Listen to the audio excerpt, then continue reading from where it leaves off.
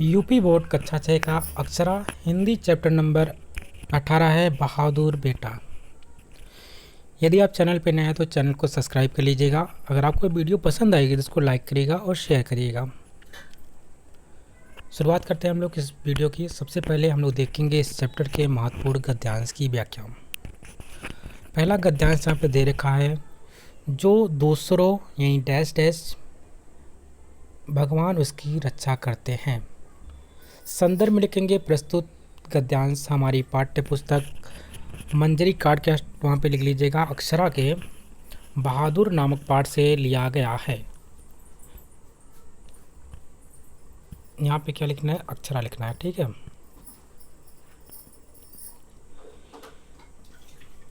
बहादुर बेटा नामक पाठ से लिया गया है। इसके लेखक विष्णु प्रभाकर जी हैं।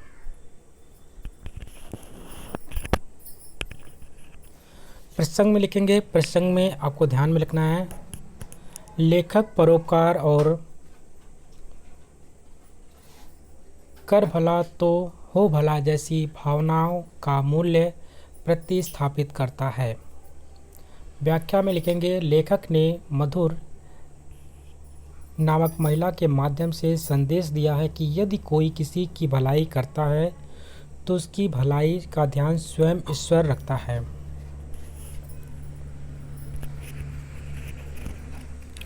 पाठ का सारांश। शहर में बाढ़ आने के कारण संदीप रेड क्रॉस के अपने साथियों के साथ पीड़ितों की सहायता करने पहुंच जाता है। लोगों को बचाते बचाते वह स्वयं डूबने लगता है, मगर उसके साथी उसे बचाकर सकुशल घर पहुंचा देते हैं। विचार और कल्पना से पहला प्रश्न है, आप लोग दुनिया की इतनी सेवा करते हैं, कभी कभी हमें भी अवसर दिया कीजिए।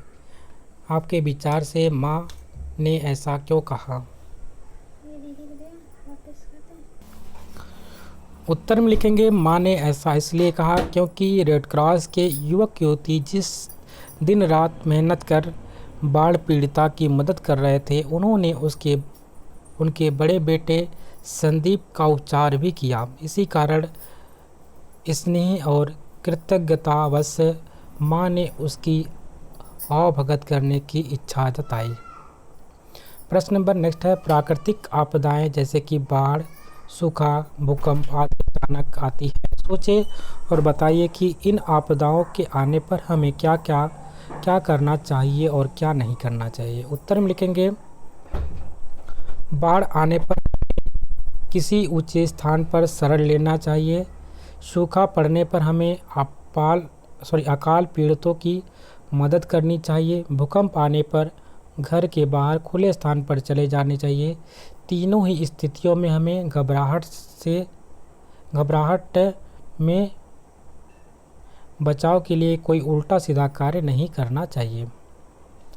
ठीक है, ध्यान में रखना, अगर आपके इस प्रकार से कोई आपातकाल आता है, जैसे कि सूखा पड़ जाए, बाढ़ आ जाए, भूकंप आ जाए, तो आपको क्या करना है? बाढ़ आने पर आप किसी ऊंचे स्थान पर चले जाइए।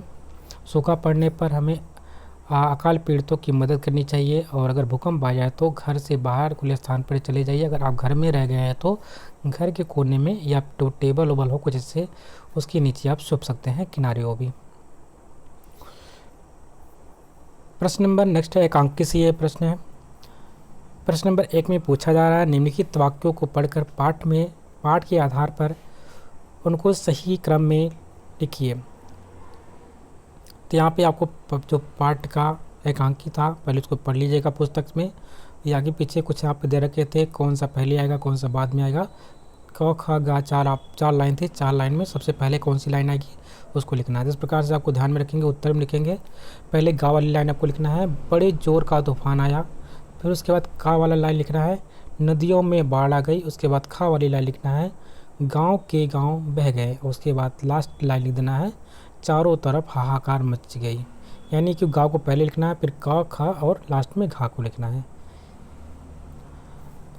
प्रश्न नंबर 2 है, संदीप की होश में आने पर डॉक्टर युवक से किस क्रम में सबका परिचय कराया? सही क्रम चुनें।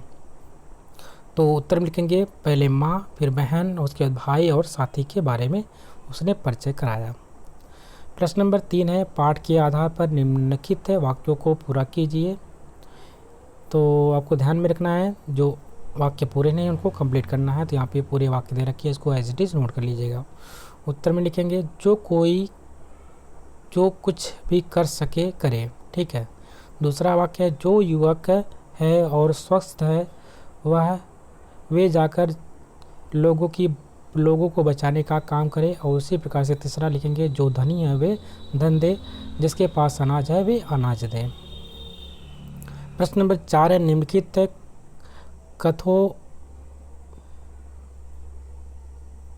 कथोपकथन किसने द्वारा कहे गए हैं। ऊपर वाला जो कथन दे लिखे हैं किसके द्वारा कहे गए हैं, जैसे कि मेरे पास पैसा तो नहीं लेकिन जो कुछ हो सकता है अवश्य करूँगी, किसने बोला था, ये शब्द माँ के द्वारा कहे गए थे।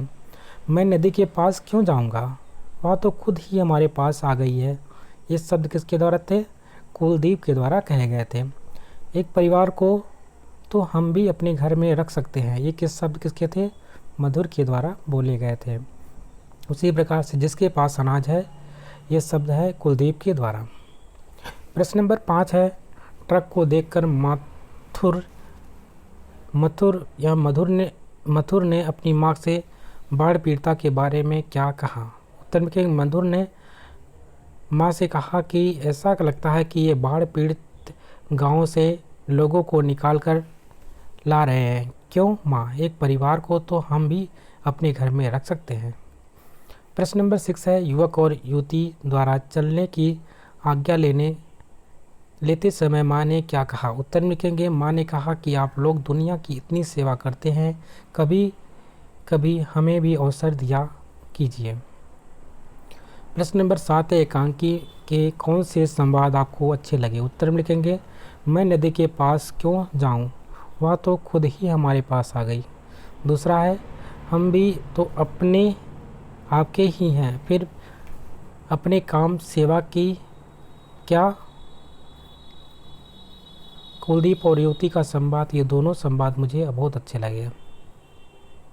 भाषा की बात से पहला प्रश्न है, पाठ में प्रयुक्त लिखित अंग्रेजी शब्दों का हिंदी बहुवचन रूप बनाकर लिखिए। ये अंग्रेजी शब्द से आए थे ट्रेन, ट्रेन का बहुवचन अगर रूप लिखते हैं तो ट्रेनों, क्या लिखेंगे, ट्रेनों, ये विभक्ति सहित है। और कैंप का अगर बहुवचन शब्द लिखेंगे तो कैंपों में लिख सकते हैं। स्कूल का बहुवचन शब्द होता है स्कूलों में। डॉक्टर का यहाँ पे बहुवचन शब्द लिखेंगे तो डॉक्टरों ने। इंजेक्शन का बहुवचन शब्द क्या होता है, इंजेक्शनों के लिए। ये विभक्ति शब्द यानी कि यहाँ पे कौन सी विभक्ति का प्रयोग किया है, में, यहाँ पे में विभक्ति हुई है, इसमें भी में विभक्ति का, यहाँ पे ने विभक्ति का, और यहाँ पे के लिए विभक्ति का प्रयोग हुआ है। विभक्ति शब्द यहाँ पे बताया गया है, ठीक है। जैसे कर्ता ने कर्म को करण से संप्रदान के लिए, ये सब क्या होती, विभक्तियाँ होती हिंदी में।